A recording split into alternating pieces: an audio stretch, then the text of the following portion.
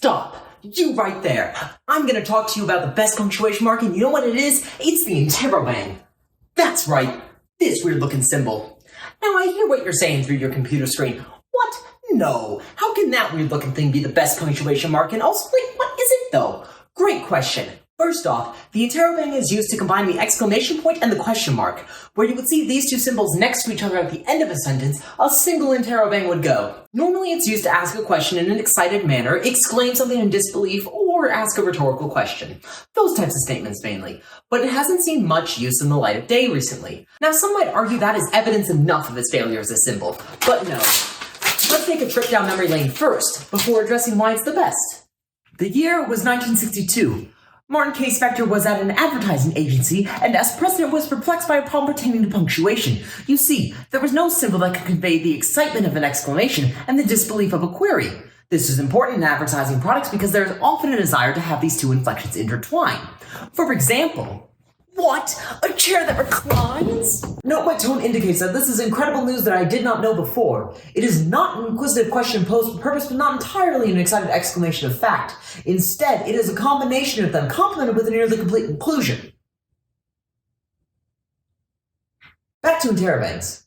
After their introduction into this world by Martin Spector, they grew in popularity. They were included in some typefaces with its debut in the typeface Americana, and were even included on some typewriter keys in the late 1960s and early 70s. The word interrobang even got added to the dictionary. But after its early interest, it kind of fell out of fashion. I mean, you can still find the interrobang in plenty of places. It's in Unicode, it's included in several fonts, and it's the logo of the State Library of New South Wales and of Pearson, the textbook company. But why did it fail to become mainstream? Well, part of the explanation is there's just not enough keys on the keyboard. Where's it supposed to go? Here? That's where my arm goes. If the interrobang was to be in books and newspapers, it had to be included in the linotype machines used to make them, which only had 180 different characters. And if a manufacturer can't fit every character on their machine, a 10 or 20-year-old symbol that can be approximated by two common punctuation marks is first on the cutting room floor. And if people have to go out of their way to use it in mass media, they're not. People's habits are hard to change, and introducing a new symbol in people's punctuation practices is incredibly difficult. But that's a real shame, because the interrobang is amazing and fills a niche in punctuation.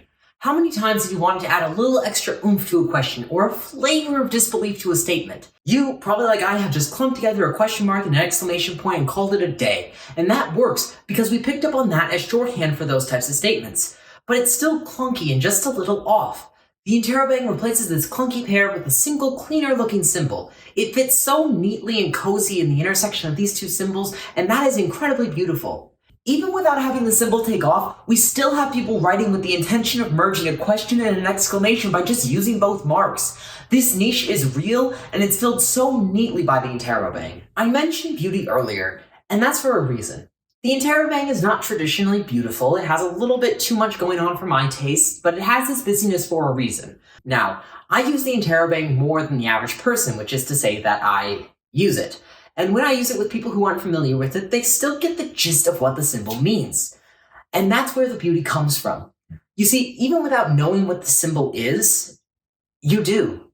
It is a combination of an exclamation point and a question mark, both in function and in form. This design helps to eliminate the necessity of explanation before use and makes the symbol so much more approachable, and I love it!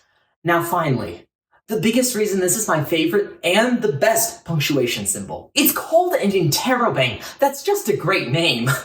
Side note, it had several other possibilities for a name, one of which was an exclamaquest, so great alternate name. Interrobang is just a fun-sounding and quirky name, and I fell in love with it the moment I heard it. Look, I know I come on a little bit strong with my love for the interrobang, and most stuff, actually, but that's because the symbol is unique. Just a glance is enough to show you the niche it fills in language, and that in itself is awesome. Mostly though, I just think that more people should be using it. So I challenge you, yes you, to use an interrobang today. Now I can hear you, what, today? So thank you for your support, it really means a lot. But in all seriousness, I hope that I've shown you why the interrobang is so cool and drawn up some interest in it. If you do actually want to start using the interrobang, you can actually just set up autocorrect to automatically replace the question mark and exclamation point with a single interrobang.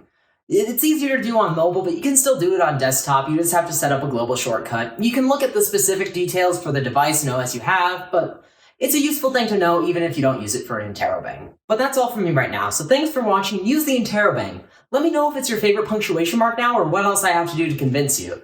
If you like this video, there's some other stuff on the channel that you might enjoy, so feel free to check that stuff out, and stay tuned for more fun stuff coming from me. Probably.